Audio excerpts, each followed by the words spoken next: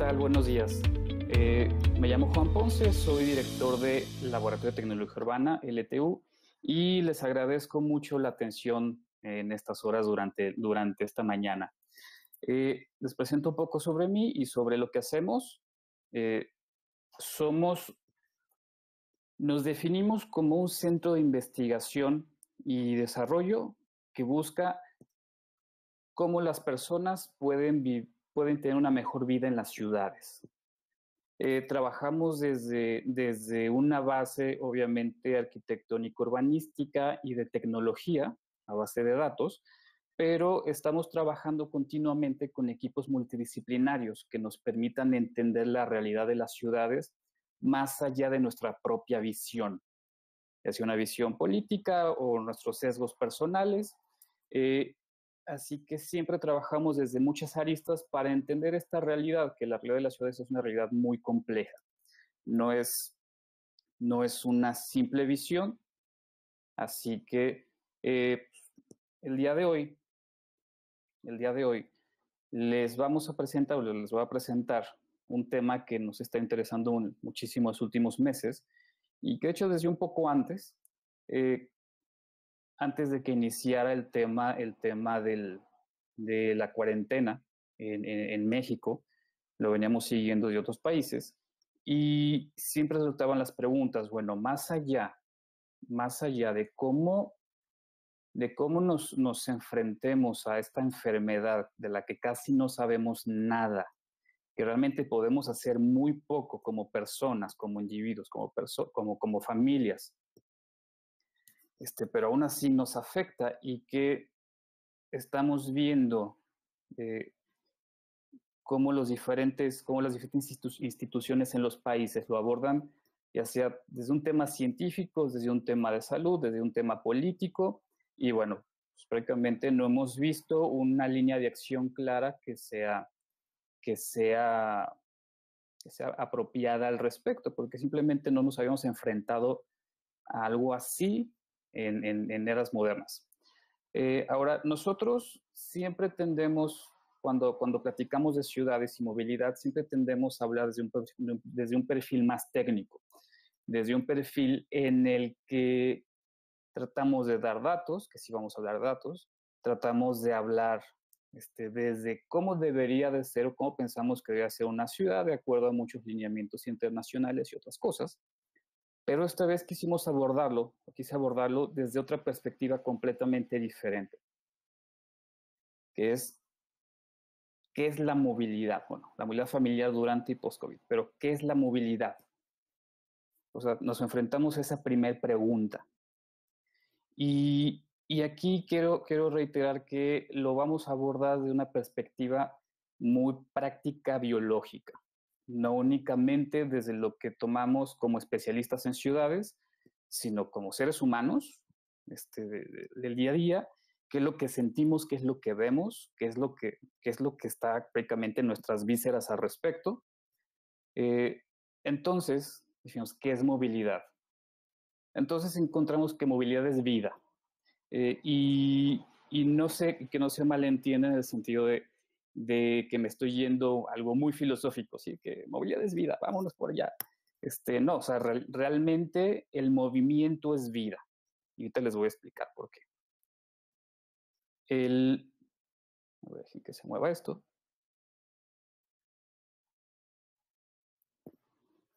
Pero primero quiero aclarar para este punto de partida qué no es la movilidad.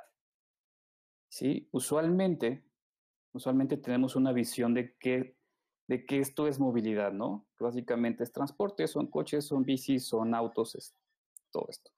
Pero realmente esto no es la movilidad, esto simplemente es la manifestación física en las ciudades de la movilidad, ¿sí? Que esto que estamos viendo en pantalla básicamente es el cómo nos movemos, es decir, los modos. Seamos peatones, seamos ciclistas, sea por transporte público, transporte de mercancías, y autos y motos privadas.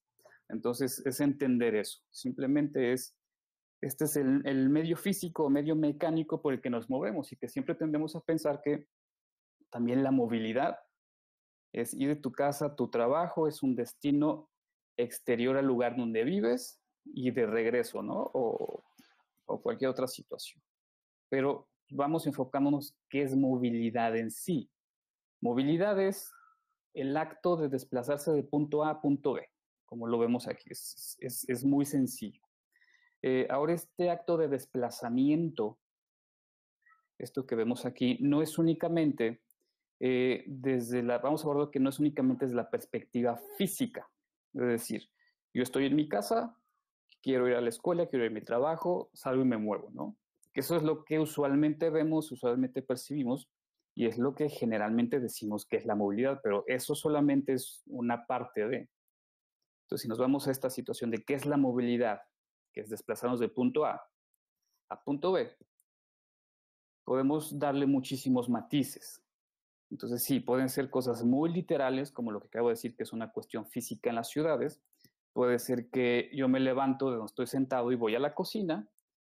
Puede ser de que cosas un poquito más metafóricas o abstractas, es decir, la movilidad social, es decir, el estrato social en el que me encuentro, qué mecanismos tomo, qué actos desarrollo para moverme de la situación social, económica en la que me encuentro, esa es movilidad social.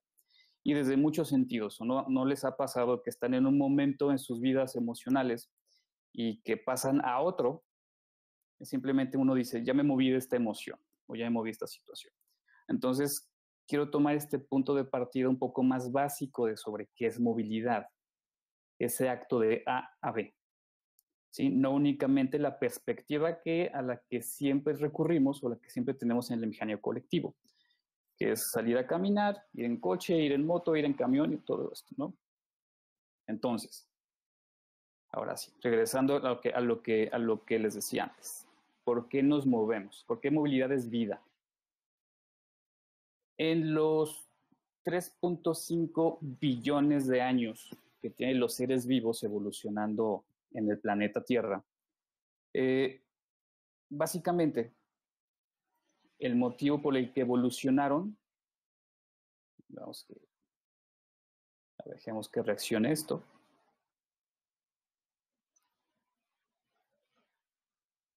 A ver, se trabó.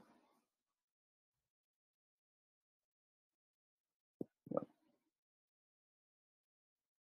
El motivo por que nos movemos es básicamente conseguir alimento, ¿sí? Necesidad de supervivencia. Eso es el por qué nos movemos. A ver, permítanme que se trabó esto. Quiero mostrarles algo.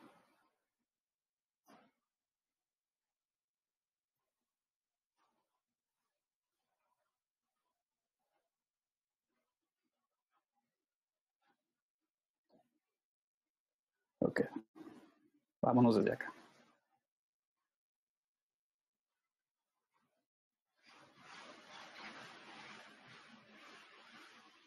Es decir, ¿por qué nos movemos? Nos movemos básicamente por supervivencia, ¿sí? Guy Claxton en su libro Intelligence in the Flesh habla de cómo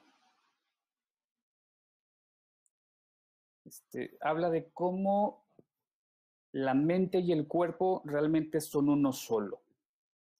Usualmente teníamos una perspectiva de que la mente está por separado del cuerpo y tendemos a decir mente sana en cuerpo sano, pero realmente es uno solo, ¿sí? Es decir, Guy Claxton dice, toda la mente está en el cuerpo, ¿sí? El hecho de las conexiones, la mente no es el cerebro.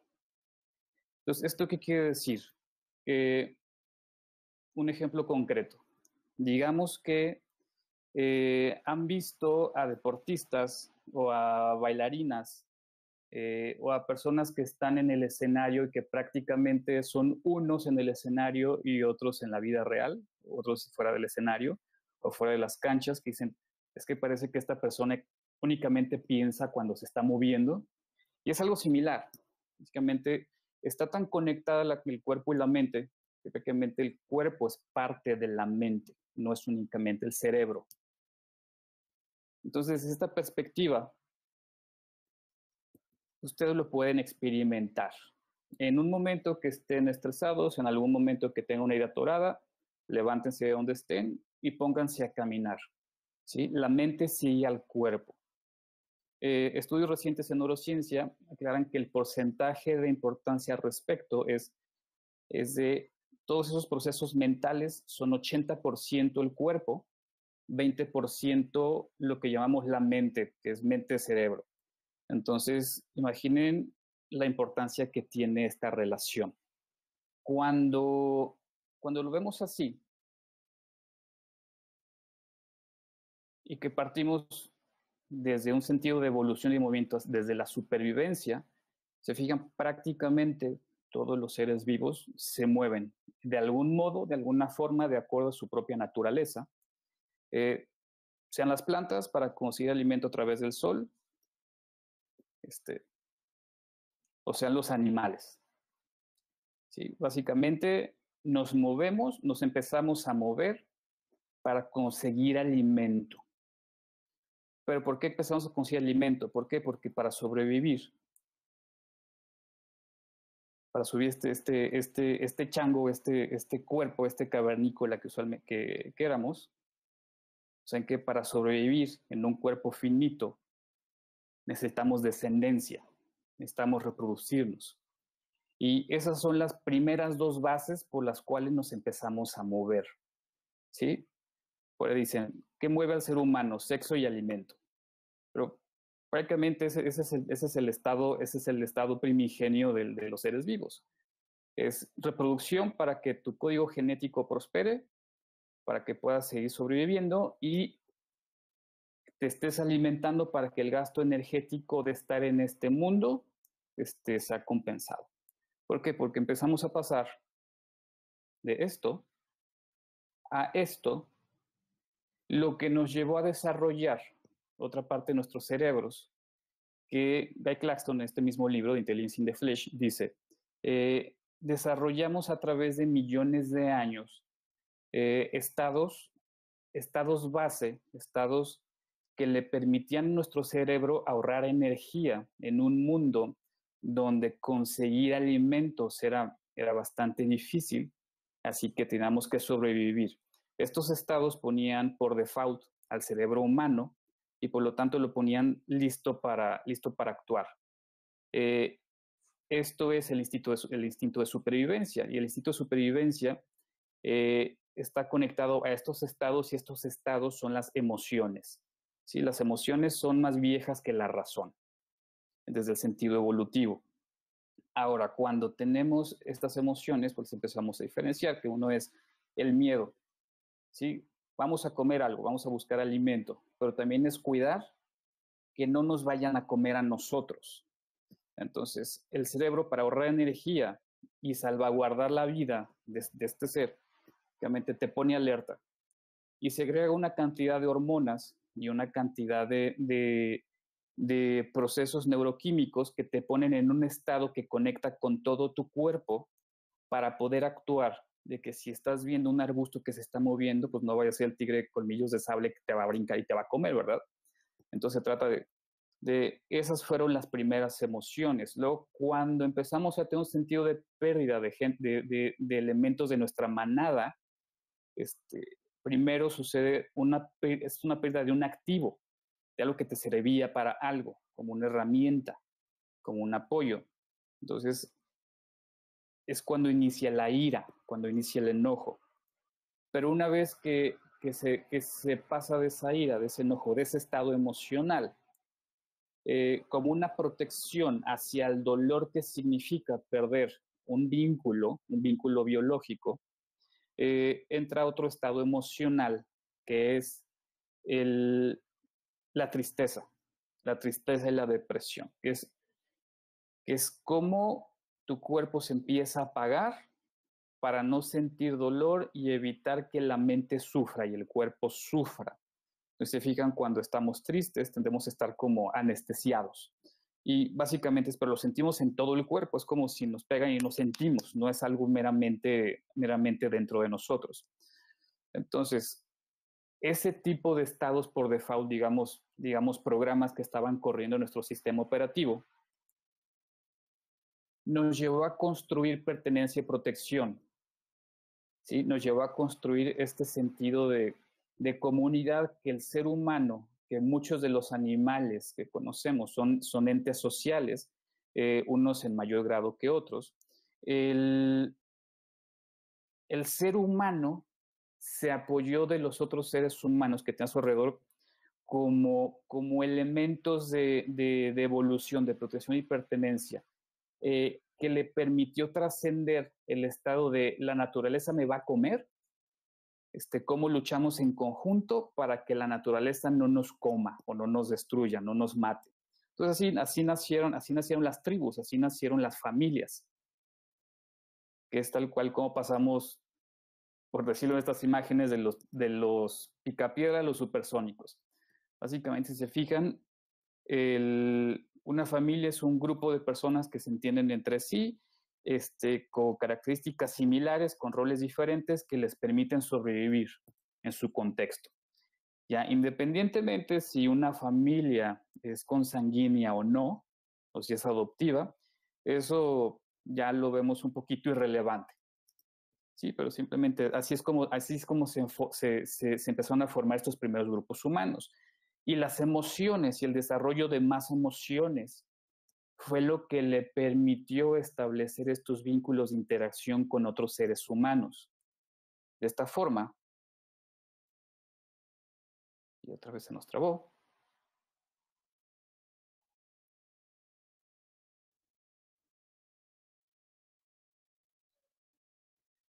Ok.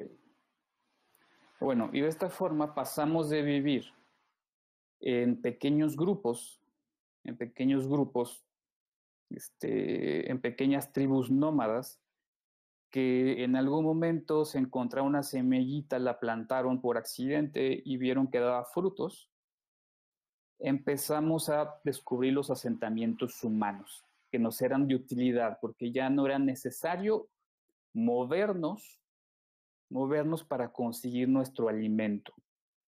Nos empezamos a mover, pero para otras cosas más sofisticadas. Nos empezamos a mover para conseguir otros recursos que nos permitieran producir estos alimentos. Si me permite un momento, que esto parece que se está trabando.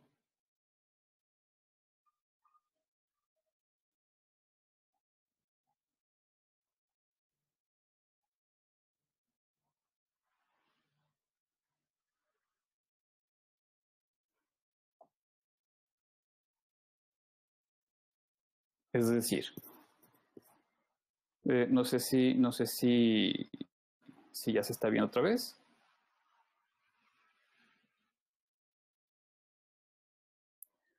Es decir, pasamos de estos primeros asentamientos humanos pasamos a ese siguiente paso de movernos a conseguir recursos para crecer como grupo social que se protege y se trasciende a sí mismo. Entonces nos fuimos yendo por la evolución de la ciudad, de pasar de estas chozas a pasar esto. Obviamente esto es una dramatización a través de un juego, digo, ya si alguien quiere construir su ciudad de esta forma, pues ya, ya es cuestión de ellos, pero bueno, es a lo que vamos. Los niveles de complejización aumentaron a medida en que la población de las personas aumentaron en esos territorios y que únicamente ya no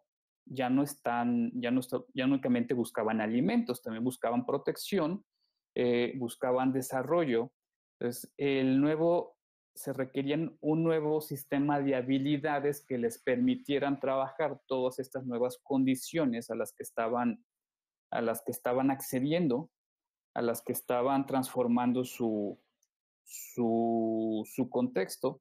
Por lo tanto, pues, nacen los oficios. Las personas empezaron a enfermar, necesitaban necesitaban producir mayor alimento, necesitaban construir las herramientas que les ayudan a producir estos alimentos, necesitaban construir instituciones o grupos con ideas un poco más abstractas a los que les llamamos gobiernos, que nos ayudan a administrar. Y bueno, así se fue complejizando nuestra realidad hasta llegar a las ciudades que tenemos hoy. Ahora,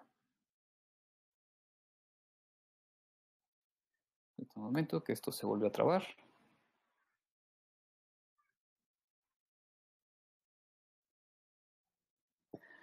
Ahora, ¿qué sucede? ¿Qué sucede cuando un agente externo viene y cambia el sistema? Ya sea que afecte nuestros alimentos, sea que afecte nuestro estilo de vida, afecte nuestra salud, afecte todo eso. Digo, y para aclarar que esta pandemia, o sea, esta crisis no va a ser la primera ni la última que vamos a pasar al respecto de. Sí, el ser humano, la evolución del ser humano y de los seres vivos básicamente han pasado por una serie de eventos más grandes que ellos mismos, porque así es el planeta, así es la vida, que nos indica cómo se va transformando el mundo. Simplemente el mundo también se va moviendo desde su propia naturaleza. ¿Sí? La Tierra va rotando alrededor del Sol, también se va trasladando alrededor del Sol, va rotando alrededor de su eje. Hubo una era glacial, cayeron meteoritos, subieron dinosaurios, se extinguieron, todo eso sí. Realmente somos los invitados de último minuto, en el último segundo, en la fiesta de la vida en la Tierra. Así que somos los nuevos del vecindario, para entender que la vida continúa, la vida se sigue moviendo, no es únicamente que somos nosotros. Ahora, ¿qué sucede? ¿Qué sucede hace unos meses que llega este invitado?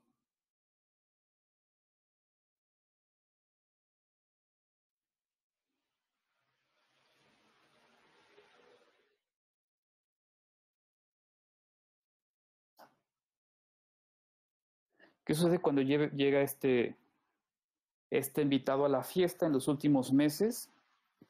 Que es un invitado que no conocíamos, no sabía qué era capaz, no sabíamos cómo nos afecta nuestro organismo y llevamos, y eso que llevamos muchísimos siglos, eso que llevamos muchísimos siglos conviviendo con enfermedades, superándolas, muriendo, adaptándonos, básicamente es la evolución.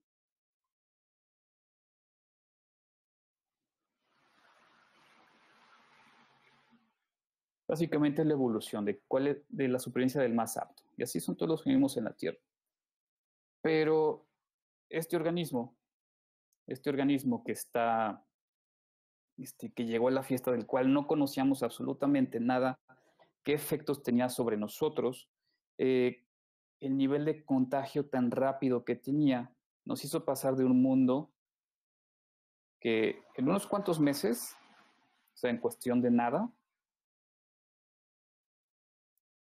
disculpen que se me está trabando esto,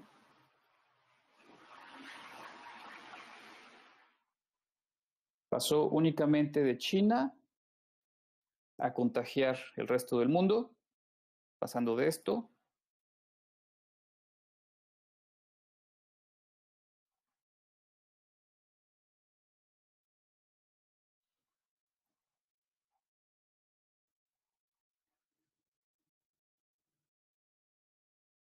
A ver, no se está moviendo.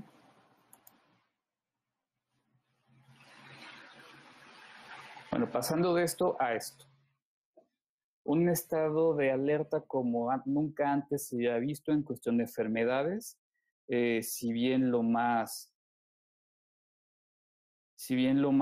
cercano que teníamos registro al respecto fue la peste negra con otras pestes y la gripe española como los más fuertes. Luego en recientes épocas tuvimos el SARS y tuvimos el H1N1, pero algo que se extendió con esta rapidez que es así de contagiosa, de cual no sabíamos nada, ni y que todavía seguíamos aprendiendo, que todavía seguíamos aprendiendo al respecto de qué está haciendo nuestro organismo, simplemente nos paralizó, nos paralizó.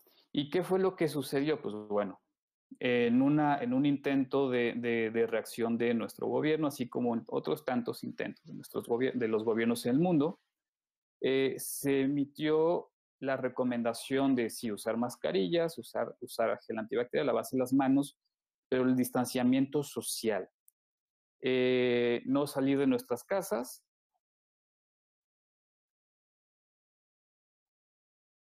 no salir de nuestras casas, no tener este, la rutina que teníamos establecidas en nuestra vida cotidiana, no continuarla. Tratar de hacerlo todo en nuestras casas. Utilizar las herramientas que había en línea. Hay una tesis en los 90 que decía que, por ahí de los mediados de los 90, la que decía que una vez que la gente tuviera más internet, ya nunca iba a terminar, nunca iba a salir otra vez de su casa.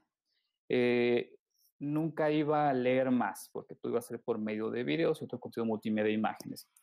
Pero obviamente esta tesis demostró, esta hipótesis, se demostró que no había realmente una correlación en la que la herramienta del Internet fuera a sustituir nuestra vida cotidiana. ¿Por qué? Porque como lo vimos antes, el ser humano es un ser social, que se mueve en familias, que se mueve en grupos, que tiene emociones, que se mueve de esa forma para conseguir su supervivencia, básicamente sexo y alimento. Desde esa perspectiva, el Internet únicamente suplía unas cuantas cosas, que únicamente suplía unos cuantos servicios. Decían, si podemos pedir todo a nuestro domicilio, ya no tenemos que salir. Pero ¿qué sucede? No puedes suprimir 3.5 billones de años de evolución eh, en un momento, en unos meses, en unas semanas, en unos cuantos años. Simplemente no puedes. No puedes, tiene una afectación increíblemente fuerte en nuestro organismo. Ahora que si tenemos una,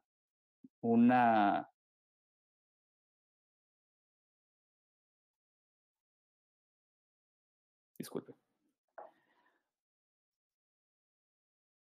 ahora que si tenemos una perspectiva al respecto, si se fijan, todas las situaciones, todos los momentos en la historia tendieron a equilibrarse. Cuando algo se movía a un espectro, venía un movimiento que tendía a equilibrar el espectro. Es decir, esta hipótesis de los 90 en el que nos íbamos a quedar encerrados y ya no íbamos a salir una vez que tuviéramos internet, se vio pronto instituido en el sentido de que la gente necesitaba interactuar, la gente necesitaba ver otros seres humanos. ¿Por qué? Porque estaba en su instinto, estaba en su naturaleza. Eh, el tener un tipo de interacción física con el mundo era necesario o es necesario para los seres humanos, para los seres vivos. ¿Por qué? Porque no hay una sustitución. Esta sustitución tiene una base más de neurotransmisores, que es básicamente recompensa y es como si estuviéramos high desde la perspectiva de que somos adictos a sentir, pero no hay una, o sea, no hay una sensación tan potente como sentirlo con el cuerpo, no únicamente sentir una recompensa pasajera a través, por ejemplo, de una red social. Es por eso que después de los 2000 y después de este boom de Internet, la industria de los conciertos creció exponencialmente, digo, además por otros factores económicos.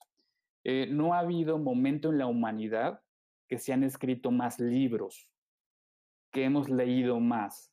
¿Sí? ¿Por qué? Porque el equilibrio que busca el cuerpo, que busca el ser humano, requiere de todos estos inputs al respecto. No pueden ser sustituidos por un solo medio únicamente. Entonces, cuando llegamos a esta situación de nadie salga de sus casas, todos deténganse, eh, nadie ve a su familia porque se pueden contagiar, nadie sabe quién está contagiado o no. No tenemos pruebas que puedan tener pruebas efectivas, 100% efectivas, que puedan establecer quién está enfermo, quién no, quién lo estuvo, quién no, porque aún no lo entendemos. Se pueden tener algunos matices, pero no por completo, ¿okay? Porque el estudio de las enfermedades lleva siglos o décadas. Además de los efectos de recesión económica que esto provocó, porque la gente, al no salir a trabajar, al no poder abrir sus comercios, al no poder llevar los hábitos de los cuales se sostenía la vida en las ciudades, obviamente cayó una recesión tremenda. Y eso solo por no moverse, ¿sí? ¿Por qué? Porque dicen, todo háganlo desde su casa, háganlo en línea, ¿sí? Pero estamos divididos en un mundo, el mundo de los átomos y el mundo de los bits. El mundo de los bits es un mundo que está en crecimiento, es todo este mundo virtual digital, que todos los servicios, muchos de los servicios están digitalizados para una mayor facilidad y economía, pero a fin de cuentas vivimos en un mundo de átomos, en el que pues la carne siente, la carne necesita comer, necesita salir, necesita moverse. Mi mente de cuerpo necesita moverse. ¿Por qué? Porque es una forma en la que también se procesan las emociones. Sales de un estado emocional a otro, en el que te permite evolucionar y trascenderte a ti mismo en ese sentido. Pero ¿qué pasa cuando todo se detiene? Te dicen, todos quédese casa. El mundo de los bits hasta el momento no es lo suficientemente grande, si bien está tomando una relevancia como nunca antes, no es lo suficientemente grande para sustituir toda la economía y todo lo que el mundo de los átomos está haciendo en estos momentos. Además de que el no poder salir como tal nos está llevando, por ejemplo, a estos escenarios. Este escenario es el uso del transporte público en Guadalajara y Ciudad de México. Guadalajara es la rosa, Ciudad de México es el café.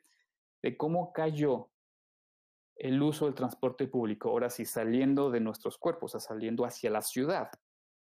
De que simplemente ya no había un motivo para salir de nuestras casas. Si se acuerdan que les dije, moverse de un punto A a un punto B, cuando solamente hay punto A y ya no hay un punto B activo al cual moverse, se pierde algo dentro de este sentido del medio, que es el propósito, es la meta, hacia dónde voy, hacia dónde me dirijo, ¿sí? Entonces, eso, al quitarle la movilidad a las personas, crea un estado de vacío emocional, y no estoy hablando de emocional como ligeramente lo conocemos, sino emocional biológico, en el que entramos en un estado de luto, en un estado de duelo, en el que se presenta una pérdida tremenda de algo que teníamos seguro, de algo que teníamos fijo, y que mucha gente en estos momentos que perdió su trabajo, que perdió a personas, que perdió muchísimas cosas, está sintiendo esa confrontación con esas emociones y con sus reacciones biológicas por el hecho de no moverse. No moverse es un sinónimo prácticamente de morir, en muchos sentidos. Ahora, ¿qué pasa con esta caída, por ejemplo, en la ciudad? Ahora brincando el tema de ciudad, del transporte público. Por ejemplo, según datos del INEGI, el transporte público en Guadalajara, en todas sus modalidades, en el área metropolitana de Guadalajara, mueve de 3.7 a 4.37 millones de pasajeros al mes. Esto estamos hablando que, en comparación de los autos, de cuántos autos hay, en el estado de Jalisco hay aproximadamente 3.700.000 autos. Y el área metropolitana de Guadalajara tiene el porcentaje de concentración de 64.5% del parque vehicular. Eso es aproximadamente unos 3.2 millones de autos en el área metropolitana de Guadalajara. Pero bueno, ¿qué significa esto en números? ¿Qué significa nuestra realidad, más allá de números, más allá de estos números, ¿no? ¿Qué significa en un contexto que prácticamente hemos vivido, desde que yo me acuerdo, hemos vivido en crisis, con un modelo de ciudad extendido, en el que no es amable con la movilidad del ser humano, en la que el día a día es un riesgo salir a la calle, porque te mueves para conseguir tu alimento a través del trabajo, ¿no? A través de tus actividades. Te mueves para conocer más personas. ¿Por qué? Para potenciar tu trascendencia biológica. Pero en una ciudad, por ejemplo, como Guadalajara, ¿eso qué significa? ¿Qué significan estos números que les acabo de dar? Pues bueno, entonces vámonos a números en concreto. El área metropolitana de Guadalajara tiene 5 millones de habitantes, según los últimos censos. Igual pueden ser más o poco menos. Ahora, contrastándolo con los datos que les dije anteriormente, de 3 a 4.37 millones de pasajeros, que estos son, vamos con un promedio de 4 millones, representa que la movilidad en todas estas interacciones sociales, trabajo, buscar la comida, buscar el sustento, el 80% de la población del área metropolitana se mueve en transporte público, en todas sus modalidades. El otro 5% se mueve en otra modalidad, sea a pie, sea en bici, sean muchas cosas, pero solo el 15% se mueve en vehículos motorizados. Digo, esto entre una combinación también de vehículos de trabajo. Pero ¿qué sucede? Que si el área metropolitana concentra 3.2 millones de vehículos motorizados, ¿qué significa este 15%? Estamos hablando de que son 3.2 millones de vehículos motorizados está en manos de 750,000 habitantes. Esto nos da un promedio de 3 a 4 coches por persona de esas 750 personas. Entonces, es una situación bastante grave respecto de nuestra realidad en la ciudad, ¿verdad?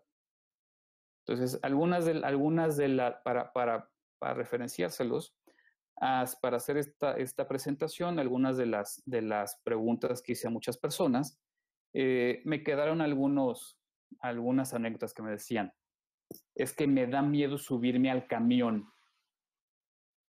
El 80% del área metropolitana le da miedo subirse al camión.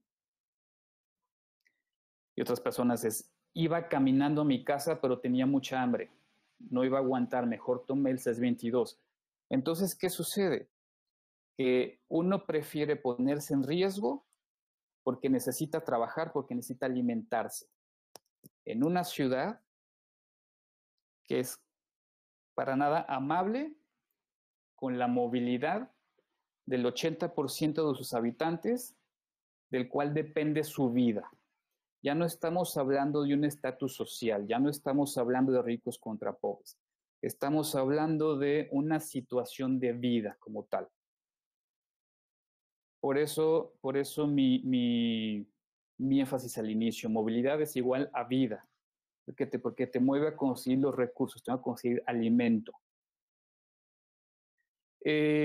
Acaba de salir esta guía metodológica para los municipios de ONU Habitat, trabajada con el Tecnológico de Monterrey. Si tienen oportunidad de consultarla, se la recomiendo muchísimo, en la que, bueno, habla de muchas condiciones, pero me llamó mucho la atención esto y creo que es una de las situaciones que más se está pegando a esta realidad ante el COVID-19, que más allá de la infección biológica, del nivel de mortandad y de lo poco que sabemos de este virus, es que este virus acentúa las desigualdades socioeconómicas y de género preexistentes. Es decir, lo que tenemos en estos momentos es exponencial, sobre todo en las situaciones vulnerables. Imagínense el 80% del área metropolitana de Guadalajara, 4 millones de personas promedio, en una situación de desigualdad económica debido a que la presencia de una enfermedad que no conocíamos detuvo nuestra movilidad. Y a eso me refiero que movilidad no son coches, movilidad no son motos, no son camiones. Esos son modos. Movilidad es la acción a conseguir nuestro sustento. Entonces, y estos son los retos que están planteando.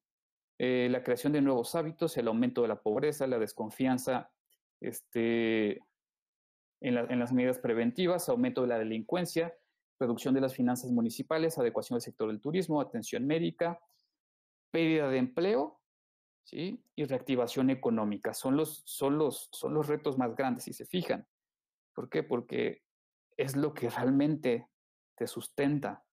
O sea, no se está viendo como un gran reto el aumento de la pobreza y el hambre, se ve la reactivación económica y la pérdida de empleo, porque es lo que tenemos de frente, pero realmente la pérdida de empleo significa el aumento de la pobreza y el hambre, es directo. Pero ¿qué dicen? Bueno, la tecnología cambia nuestros hábitos, ¿no? Todos nos podemos tener relacionados con esta imagen. Pero realmente en este estado de desigualdad, ¿cuántas personas se pueden permitir esto? ¿Sí? Y en esta situación, en este libro que es excelente, también se lo recomiendo, nos habla que el ser humano en esa búsqueda de sentir, de vivir y sentirse vivo, se volvió adicto, se ha vuelto adicto en esta época de abundancia a sentir, a sentir y estar en estados alterados de conciencia. Básicamente nos volvimos adictos a sentir. No vamos al cine por ver la película, por ver una película que podemos ver en nuestras casas. Vamos al cine por la experiencia que nos envuelve estar en el cine con otras personas, con las palomitas, con la sala gigante, con el sonido envolvente, pues de alguna forma. Sí, somos adictos a sentir, somos adictos a sentirnos vivos.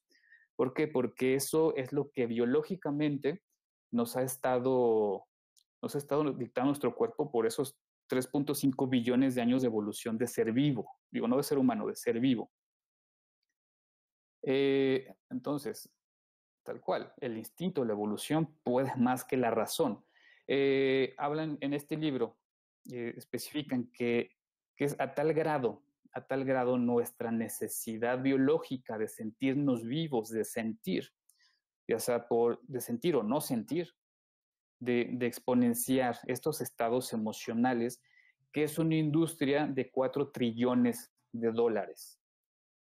Entonces, cuando estamos a ese nivel de adicción de sentir, tenemos este freno de golpe, en el que por lo menos en Jalisco se han perdido 56,000 empleos, 57,000 durante el primer semestre, que se han tenido 60,000 muertes en el país por COVID. Ahorita ya creo que no recuerdo cuál es la cifra de los infectados. ¿Qué sucede? Que necesitamos esa experiencia. Podemos cocinar en casa, podemos hacer muchas cosas, pero necesitamos ganarnos la vida. Muchas de las industrias digitales han estado entrando a incrementar los servicios para llevar comida a domicilio. Muchísimas iniciativas han tratado de alimentar a las personas, pero se fijan muchísimo de cómo invertimos nuestro tiempo en línea. No es únicamente a comer, a buscar qué comida, sino es qué sentimos. Series en Netflix, peleas en Twitter, videos en YouTube, ¿sí? Está exponenciando esa adicción a sentir, pero ¿qué sucede? Que no nos estamos moviendo, no estamos procesando biológicamente esos jugos neuroquímicos que nos están invadiendo el cuerpo. Lo que nos lleva a esto. El número de víctimas y la violencia ha incrementado exponencialmente a partir de que inició la cuarentena. ¿Sí? Había datos de mayo en el que indicaban que aumentaron en 77% las llamadas de auxilio de violencia intrafamiliar hacia mujeres y niños. Es decir, no hay un movimiento de nuestras emociones a nivel biológico. Las estamos dejando estancadas con un hueco en el que no tenemos, parece que nuestro cuerpo no está percibiendo un objetivo a cual moverse. Eso afecta a nuestro cuerpo como tal, por lo tanto genera un nivel de frustración que nos lleva a este nivel de violencia. Que se fijan, más allá de la enfermedad como tal, el incremento de lo que las consecuencias está llevando es mayor a la enfermedad, sobre todo lo que se decidió tomar. Deténganse todos, no salgan.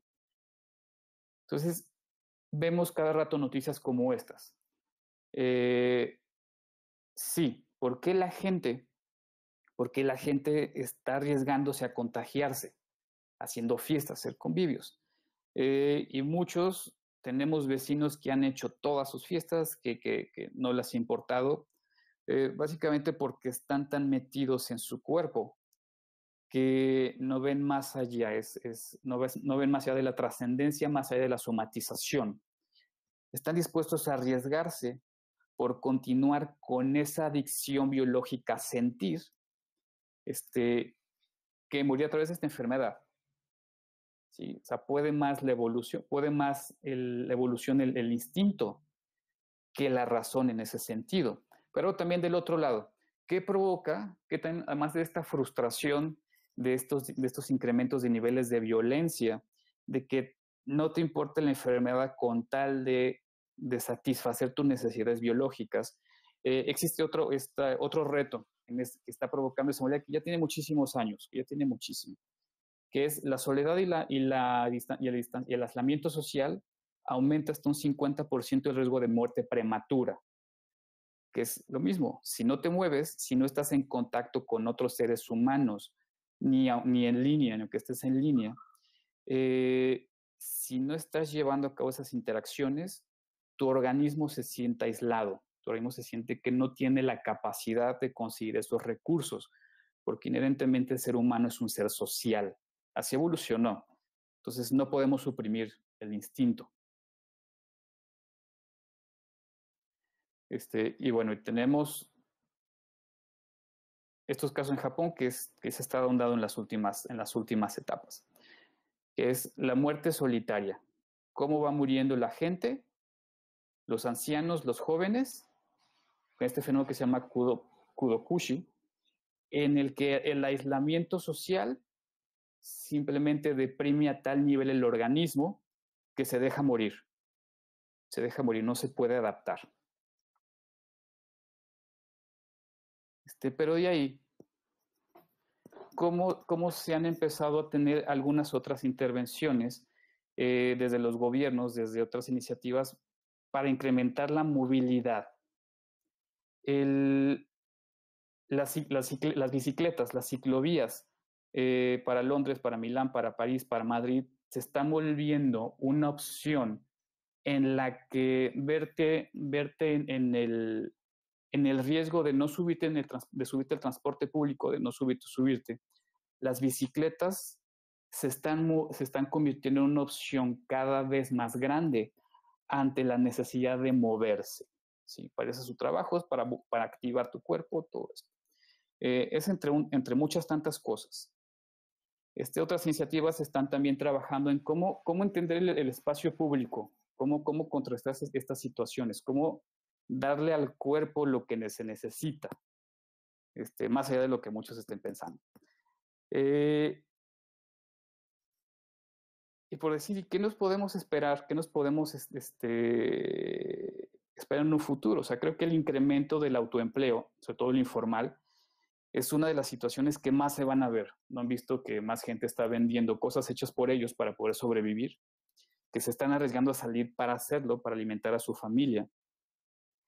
Entonces, creo que se puede apoyar con los comercios y los productores locales, apoyándolos, transformando el espacio público, transformando los hábitos de convivencia.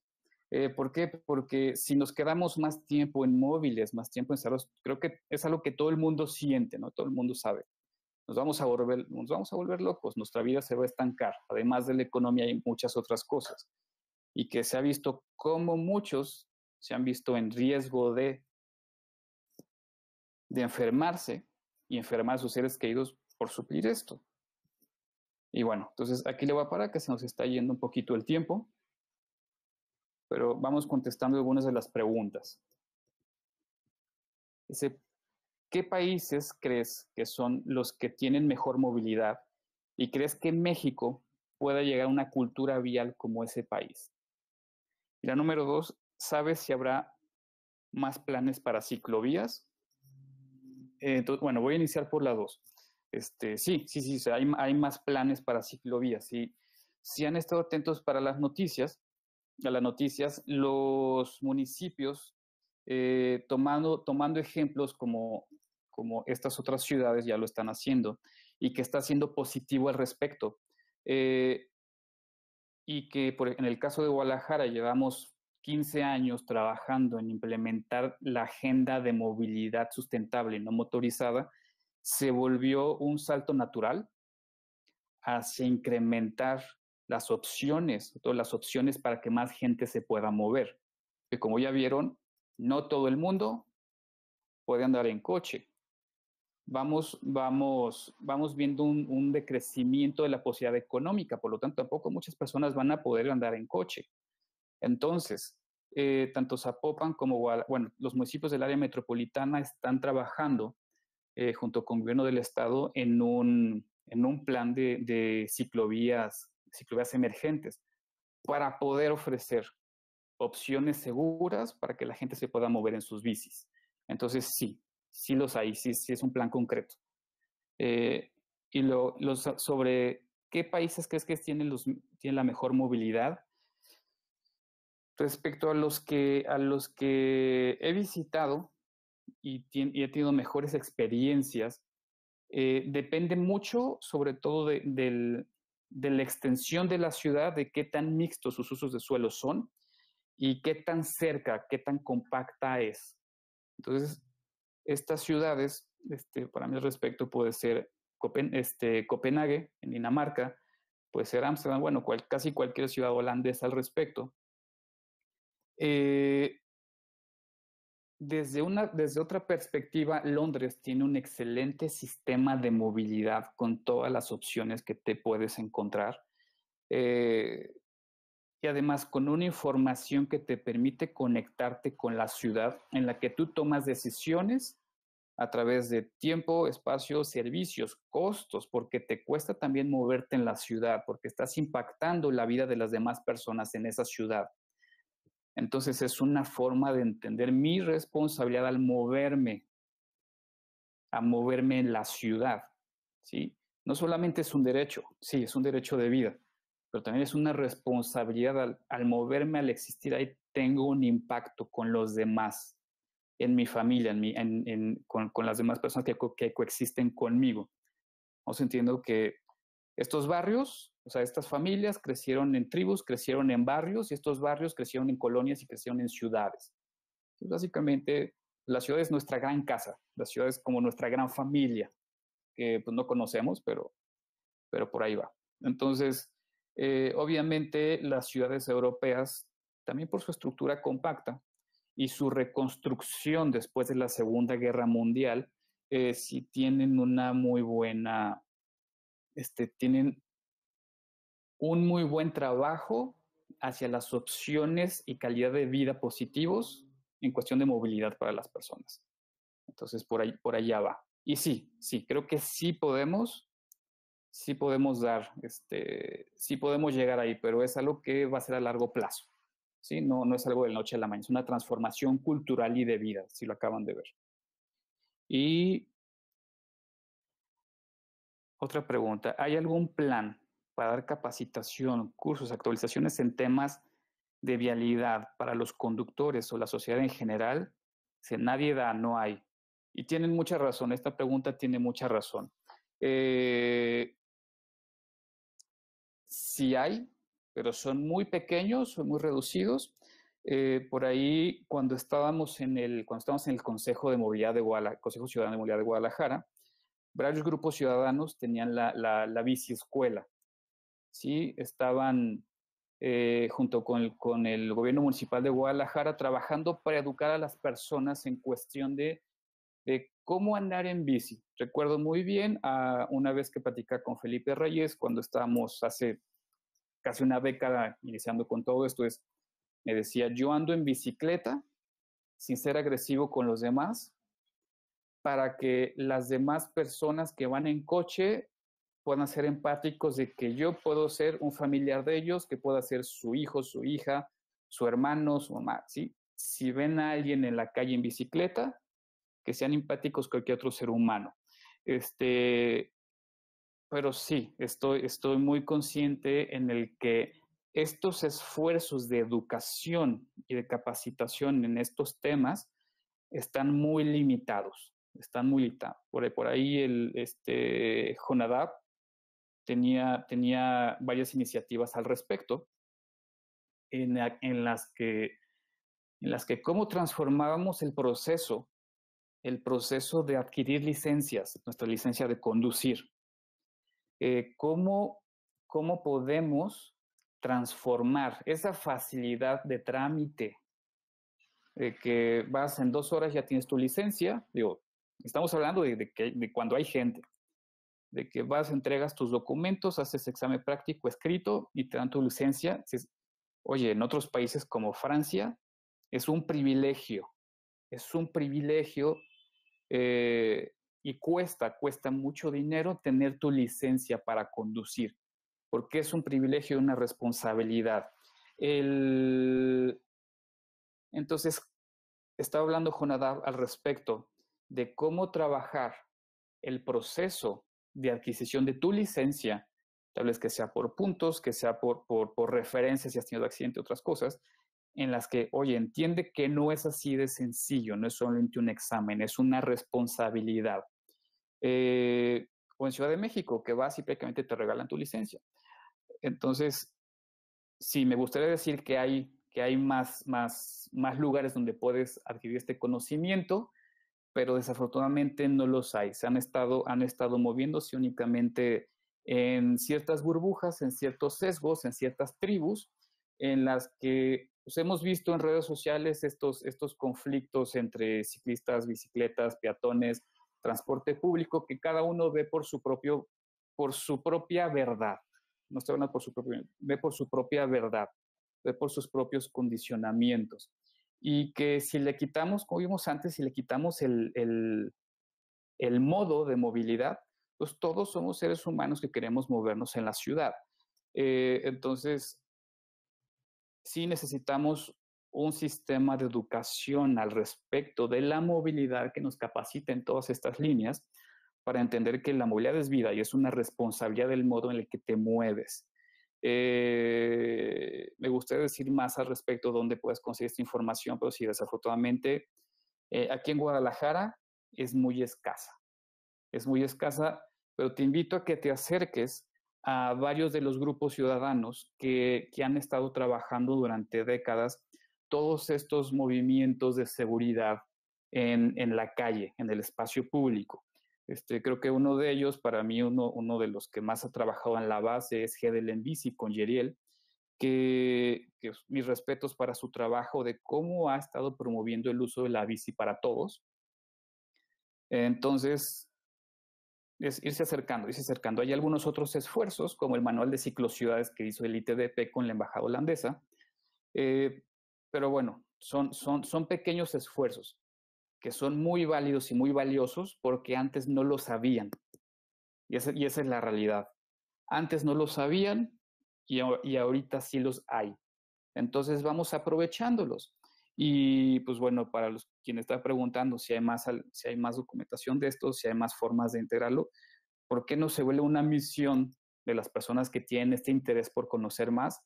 Pues sí, conoce más y también comparte ese conocimiento. Creo que también poder ir por ahí. Esto no funciona solo. Luego, pregunta 4. Y sí, comentario, eso debe ser obligatorio cada año, por supuesto. Siento que nadie tiene una fórmula certera de adaptación a todo esto del COVID y la pandemia, algún tema de movilidad, algún tip. Sí, o sea, es claro, nadie, absolutamente nadie tiene una línea certera, una línea recta de cómo actuar ante esta situación. Básicamente porque seguimos aprendiendo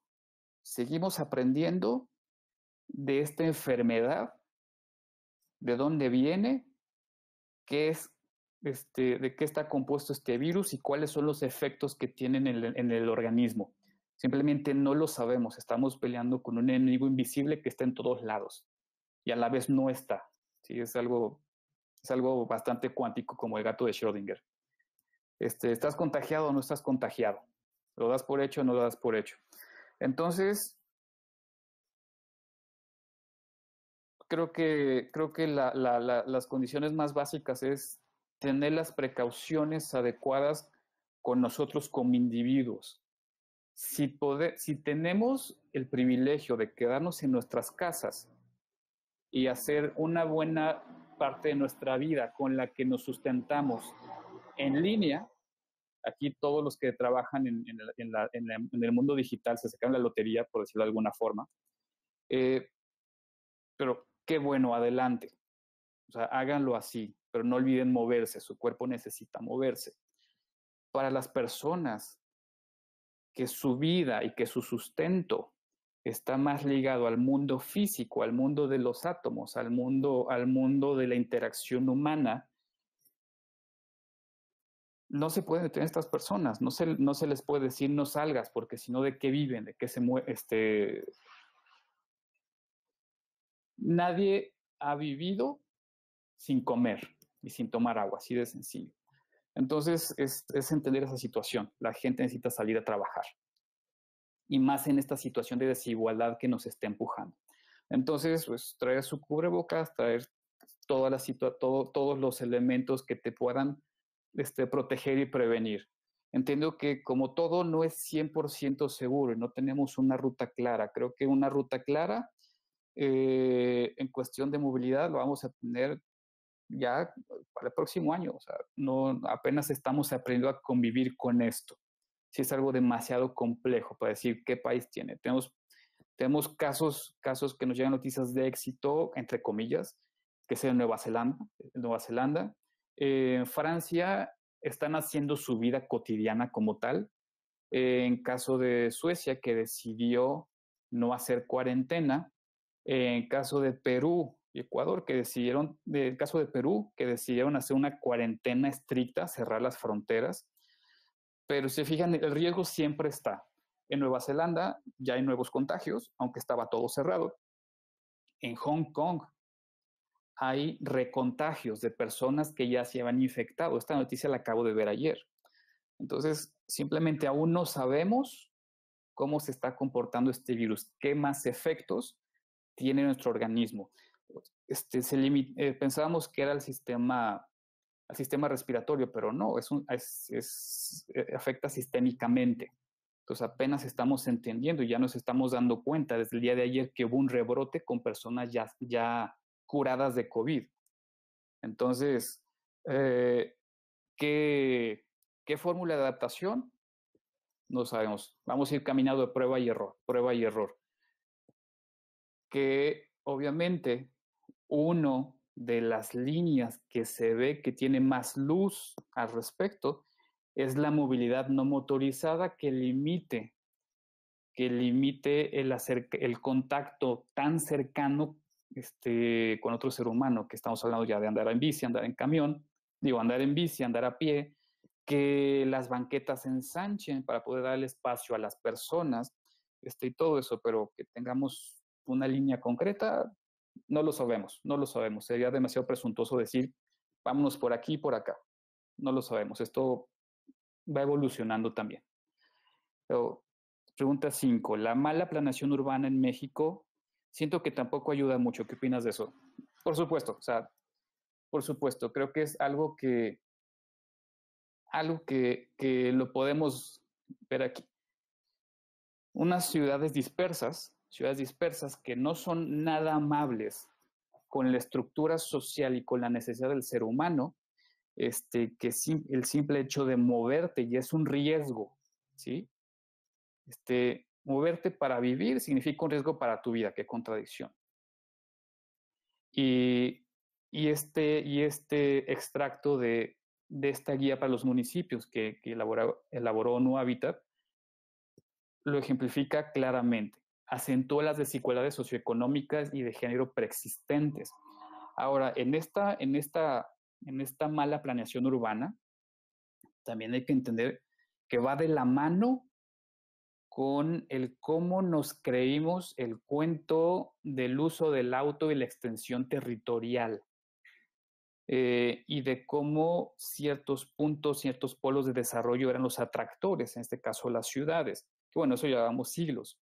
Pero eso trae otro fenómeno. Ese fenómeno es el de las migraciones, del campo a la ciudad en busca de mejores situaciones de vida, que también es un factor que si la gente se está muriendo de hambre en el campo, le aumentas un nuevo factor de riesgo, que es esta nueva enfermedad, que es este nuevo virus, y que aún así sigue migrando a las ciudades, a un contexto que ya está por completo en una situación de desigualdad de todo lo preexistente. Entonces, sí. La mala planeación urbana tiene mucho que ver las políticas públicas que estuvimos aplicando dirigidas a un solo modo de movilidad, tiene que ver el cómo desarrollamos la vivienda horizontal en vez de ciudades compactas para que la gente pudiera vivir cerca de su vida. Es decir, que tú vivas cerca, desarrollas tus hábitos. Y los factores, los polos de atracción hacia zonas de riesgo, hacia zonas vulnerables, que son todas las migraciones informales hacia las periferias de la ciudad o las rutas de movilidad hacia Estados Unidos, que en el caso de Guadalajara son las vías del tren. Es todavía de Inglaterra, que es donde nos encontramos muchos asentamientos informales, que aumentan el riesgo de todas las personas que están en tránsito, y se puede percibir el nivel de inseguridad en estas zonas como tal, también de la parte preexistente. Entonces, creo que sí, la mala planeación urbana tiene que ver, pero es una de las aristas, también. Es la estructura socioeconómica, es también la parte educativa, ¿sí? Porque la parte educativa también tiene que ver mucho con, aprendemos para demostrar tener un título, pero no aprendemos para convivir, no aprendemos desde la empatía, no aprendemos desde la inteligencia emocional, ¿sí? Sí, tenemos un sistema educativo que viene de premiarte a través de un título con un trabajo, y con eso vas a ser exitoso, con una línea recta, recta entre comillas, en un sentido de trascendencia, pero ese sentido de trascendencia estaba muy basado en la reconstrucción del mundo y de Europa en después de la Segunda Guerra Mundial, que son cosas que simplemente importamos, porque también México venía de una reconstrucción del país después de la Revolución Mexicana de principios de siglo, Revolución Cristera, y que básicamente pues, México no ha dejado de estar en conflictos ni estar en crisis desde que se fundó, si se fijan la historia de nuestro país. Entonces, es un problema de muchísimas aristas, que sí, la planeación urbana es el reflejo de estos problemas de todas estas aristas. No sé si alguien tiene más preguntas.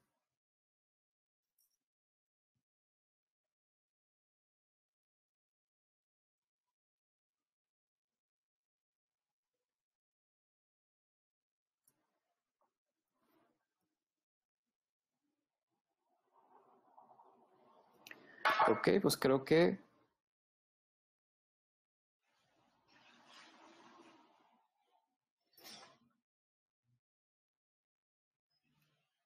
bueno, creo que si son todas las preguntas. Muchísimas gracias a quienes se dieron el tiempo de compartir un ratito de su día, para que les pudiera compartir este conocimiento y parte de esta investigación que estamos haciendo al respecto de cómo vivir mejor en las ciudades, desde esta crisis que estamos viviendo.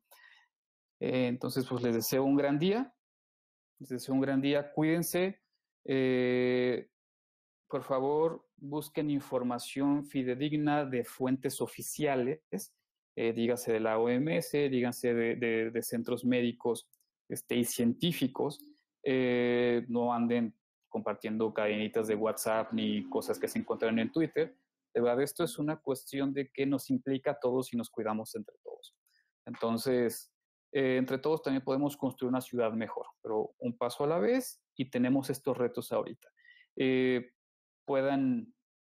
Espero se den la oportunidad de reflexionarlo, de cómo es desde nuestro ser humano, desde nuestra situación familiar, desde ese lado más intrínseco que nos corresponde. No es únicamente un top approach desde los gobiernos o desde los científicos, sino que también nosotros como individuos, como ciudadanos, podemos hacer cierta diferencia con lo que hacemos todos los días con nuestra familia. Ya vieron todos los retos y riesgos que trae todo esto. No es únicamente la enfermedad, sino las consecuencias colaterales que está condicionando la falta de movilidad al respecto. Sí, no es únicamente la económica. Entonces, pues muchísimas gracias, les deseo un excelente día y nos estamos viendo.